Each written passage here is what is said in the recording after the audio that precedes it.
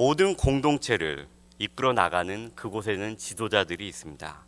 작게는 우리의 가정으로부터 조금 더 크게는 회사, 그리고 교회에 이르기까지 모든 공동체에는 이를 이끌어 나가는 지도자들이 있습니다. 오늘의 잠언은 바로 이 공동체의 지도자들을 위한 잠언입니다. 오늘의 본문 단락인 1절부터 14절은 공동체의 지도자들에게 이 교훈을 주면서 의인과 악인을 대조하면서 그리고 힘 있는 자, 힘 없는 자를 어떻게 공평하게 다스릴지에 대해서 오늘 단락은 다루고 있습니다. 먼저 1절을 함께 보도록 하겠습니다. 제가 우리말 성경으로 먼저 읽어보겠습니다. 여러 번 꾸짖어도 자기 고집만 부리는 사람은 갑자기 멸망하되 결코 회복되지 못할 것이다. 엘리야 선지자가 살던 시대에 그 시대의 왕은 아합 왕이었습니다. 이스라엘 공동체를 다스리는 지도자였습니다. 그의 모습이 어떠했습니까? 그는 하나님께서 엘리야 선지자를 통해서 계속해서 꾸짖어도 자기 고집만 부리는 사람이었습니다. 보통의 사람들은 계속되는 꾸지람 속에서 자기 고집만을 부리는 것이 결코 쉽지 않습니다. 그러나 자신에게 힘이 있고 권력이 있으면은 자기 고집을 밀고 나가는 경우가 있습니다. 왜냐하면 그 주위에는 꾸짖는 사람의 수만큼 아니면 그 몇 배나 되는 아첨하는 그리고 동의하는 사람이 있기 때문입니다. 우리의 공동체에는 언제나 오른쪽에 사람이 있을 때 동시에 왼쪽에 서 있는 사람들이 있습니다. 이건 피할 수 없는 현실입니다. 아합 왕에게 엘리야 선지자라는 오른쪽에 서서 꾸짖는 사람이 있었다면은 동시에 왼쪽에 서서 아합 왕에게 찬성하던 수백 명의 바알과 아세라의 선지자들이 있었습니다. 그럼 이 시대의 백성들, 즉 지도자에게 옳은 길을 충고하던 사람의 수보다 지도자가 옳다고 이야기하는 사람의 수가 많았던 아합 왕의 시대에 살았던 사람들의 삶은 어떠했을까요? 먼저 그 시대에는 가뭄이 있었습니다. 가뭄은 농경사회에서 경제적인 몰락을 의미합니다. 다음으로 그 시대에는 정의가 사라진 사회였습니다. 나봇의 포도원이 힘에 의하여 빼앗겼습니다. 정의가 없다는 것은 그 시대에 법이 제대로 구실을 하지 못하였던 것을 의미합니다. 오늘 1절의 마지막은 이런 목이 곧은 지도자는 갑자기 패망을 당한다라고 이야기하고 있습니다. 이 지도자에게는 갑자기 닥친 심판으로 인하여서 패망이 결코 임할 것입니다. 그러나 그 패망의 과정까지 공동체에 속한 일반 평범한 사람들에게는 이러한 경제적인 어려움과 정의가 없어진 사회에서 살아간다는 것은 정말 기나긴 시간처럼 느껴질 것입니다. 2절에서는 이런 잘못된 지도자, 지혜 없는 지도자가 군림하는 사회에 살아가는 백성들의 상황에 대해서 이렇게 말씀하고 있습니다. 의인이 많아지면 백성이 즐거워하고 악인이 권세를 잡으면 백성이 탄식하느니라. 어떤 책에서는 이렇게 얘기하고 있습니다. 1절과 2절을 연결해서 보면은 의인이란 자신의 잘못에 대한 충고를 받아들일 줄 아는 사람이며 조언을 받아들일 줄 아는 지혜자가 있을 때 공동체는 풍요로운 삶을 누리게 되지만 지도자가 자신의 견해만을 고집하는 사람일 때 공동체 전체가 고통을 당하게 된다는 것을 이 구절을 통하여서 알 수 있다. 그럼 이 구절들이 현대에 사는 우리들에게 무엇을 말씀하고 있는 것일까요? 첫 번째로 이 구절들은 공동체의 지도자들이 이 말씀을 잘 새겨듣고 잘 지켜 하나님과 사람 앞에서 목이 곧지 않은 마음을 갖도록 함에 있습니다. 두 번째로 이 구절들은 우리 공동체 구성원들이 삶에 있어서 지도자들의 크게 영향을 받기 때문에 우리는 하나님께 우리의 지도자들이 목이 곧지 않을 수 있도록 늘 기도하며 하나님께 간구해야 함을 알려줍니다. 왜냐하면 2절에서 알려주듯이 잘못된 지도자들로 인해 우리들은 탄식하는 삶이, 고단한 삶이 지속될 수 있기 때문입니다. 이것은 지도자는 지도자대로, 그리고 구성원은 구성원대로 모두 따로따로 존재하는 것이 아니라 서로 밀접하게 연관되어서 영향을 주고받는 존재라는 것을 알려주고 있기 때문입니다. 다음으로 3절은 지도자가 지혜를 사모해야 함을 말씀하면서 4절에서 지혜가 아닌 것을 추구하였을 때 일어날 상황에 대해서 이렇게 말씀해주고 있습니다. 왕은 정의로 나라를 견고하게 하나 뇌물을 억지로 내게 하는 자는 나라를 멸망시키느니라. 여기서 왕은 사회의 규칙과 통치를 하는 지도자들을 대변하고 있습니다. 왕과 지도자들, 즉 하나님께서 허락하신 권력을 가지고 정의로 다스리지 않고 뇌물과 같은 부정부패를 통해서 공동체가 운영되는 것을 그냥 방치할 때 그 공동체는 멸망한다고 말씀하고 있습니다.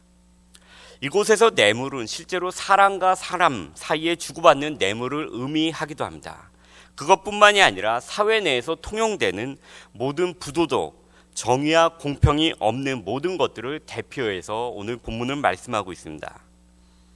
우리가 사는 사회에서는 자기의 이득을 늘 추구하는 사람들이 있습니다. 공정하게 경쟁하였을 때 얻지 못하게 될 경우에 또는 자신의 차례가 아닌데도 이를 얻고 싶다는 욕심이 생길 때에 뇌물이라고 표현되는 불공평, 부도덕한 방법을 사용하려고 합니다. 그리고 이때 뇌물을 주려고 하는 대상은 바로 결정권을 가지고 있는 공동체의 지도자들입니다. 그런 공동체의 지도자들은 왜 뇌물을 받게 될까요? 우리는 선진화되지 못한 사회에서 특별히 이런 모습을 많이 보게 됩니다. 지도자들이 정치하는 데는 돈이 필요하다, 나라를 다스리는 데는 어쩔 수 없이 돈, 물질이 필요하다라고 이야기하는 것을 우리는 늘 볼 수 있습니다. 정치 자금이라고 불리는 것들이 이것입니다. 뇌물을 주는 자도 어찌 보면 이유가 있고 뇌물을 받는 공동체의 지도자들 역시 이유가 있습니다. 그러나 오늘 본문은 왕 또는 지도자들이 눈에 보이는 물질로서 공동체를 다스리려고 하지 말고 하나님의 원리인 정의와 공의로서 공동체를 다스릴 때 그 공동체가 오히려 튼튼해진다고 이야기하고 있습니다. 왜냐하면 그것을 보고 하나님께서 그 공동체를 지켜주시기 때문입니다. 마지막으로 13절을 보도록 하겠습니다. 가난한 자와 포악한 자가 섞여 살거니와 여호와께서는 그 모두의 눈에 빛을 주시느니라. 오늘 본문의 7절과 13절과 14절에 나오는 가난한 자라는 표현은 물질적으로 가난한 자를 나타낼 수도 있지만 그보다는 공동체 내에서 힘이 없는 약자를 대변하고 있는 것 같습니다. 방금 읽은 13절에서 이를 명확히 해주는데요. 가난한 자의 반대는 부유한 자 또는 부자입니다. 즉 가난한 자가 여기서 그냥 문자적으로 물질이 없는 자만을 의미하기 위해서 쓰여졌다면 아마 13절은 가난한 자와 부자가 섞여 살거니와를 표현되었을 것입니다. 그러나 13절은 가난한 자, 포악한 자가 섞여 산다고 말씀하면서 힘 있는 자와 힘 없는 자, 권력이 있는 자와 권력이 없는 자를 가리키면서 이를 공동체에서 얼마나 정의가 실현되고 있는가에 초점을 맞추고 있다는 것을 볼 수 있습니다. 하나님은 권력이 없는 자, 약한 자, 권력이 있는 자, 힘이 있는 자 모두가 섞여 살도록 하였습니다.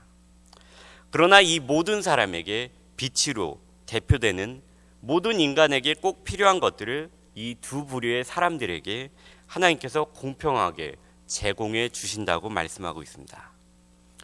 이 구절은 우리에게 아담과 하와의 죄 이후로 뒤틀리고 틀어진 공동체 안에서 우리가 어떻게 해야 되는가에 대해서 생각해 주면서 또한 우리의 현실을 직시할 수 있도록 가르쳐 주고 있습니다.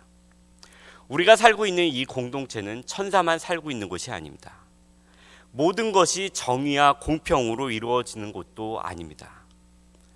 그러나 이런 뒤틀린 곳에서 우리의 할 일은 원망하는 것이 아니라 포기하는 것이 아니라 다음에 14절대로 해야 된다고 말씀하고 있습니다.